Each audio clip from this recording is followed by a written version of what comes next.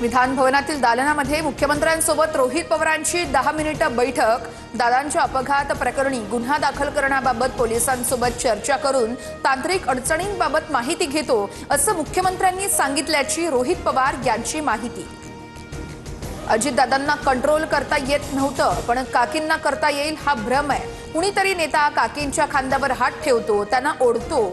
स्टेजवर असताना नीट वागा, महाराष्ट्र तुम्हाला बघतोय, रोहित पवार यांनी नेत्यांना सुनावलं। अजित पवारांच्या कुटुंबियांची हेळसांड। सुनेत्रा पवार यांना पत्रकार परिषदेत बोलायला चांडाळ चौकडीने संधीही दिली नाही। पवारांच्या राष्ट्रवादीचे नेते विकास लवांडेंचा पटेल तटकरे यांच्यावर हल्लाबोल। महाराष्ट्रामध्ये सुनेत्रा पर्व सुरू झालंय। सुनेत्रा पवारांच्या राष्ट्रीय अध्यक्षपदी नियुक्तीनंतर सुनील तटकरेंचं विधान, तर अजित पर्व कधीच संपणार नाही, लोकांच्या मनात दादांसाठी प्रेम कायम राहील, रोहित पवारांचं भाष्य। दादांच्या विमान अपघाताला उद्या 1 महिना पूर्ण होणार। AAIBचा प्राथमिक उद्या अहवाल येणार, सत्य समोर येईल अशी अपेक्षा आहे। रोहित पवारांचं ट्विट, येत्या सोमवारी नवी माहिती आणि धक्कादायक पुरावे देणार असाही इशारा।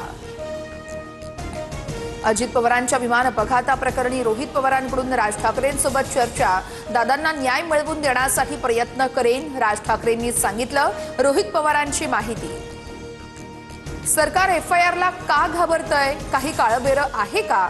सुनेत्रा पवार यांनीही या संदर्भात बोललं पाहिजे। अजित पवारांच्या अपघात प्रकरणी कारवाई करण्याबाबत राज ठाकरेंकडून शंका उपस्थित। रोहित पवारांना फक्त स्टंटबाजी करायची आहे, धनंजय मुंडेंची टीका। तर विलिनीकरणाची चर्चा करताना घाई नव्हती झाली का? सत्तेत आहात तर किमान FIR साठी तरी मदत करा, रोहित पवारांचा पलटवार।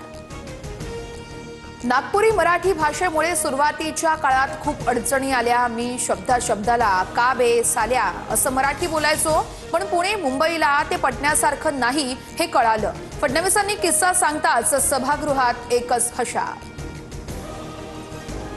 दिल्लीतील मद्य घोटाळा प्रकरणी अरविंद केजरीवाल, मनीष सिसोदियांसह सर्व 23 आरोपींची निर्दोष मुक्तता। मी भ्रष्टाचारी नाही, खोटी केस लावली, सत्याचा विजय झाला, केजरीवालांना अश्रू अनावर।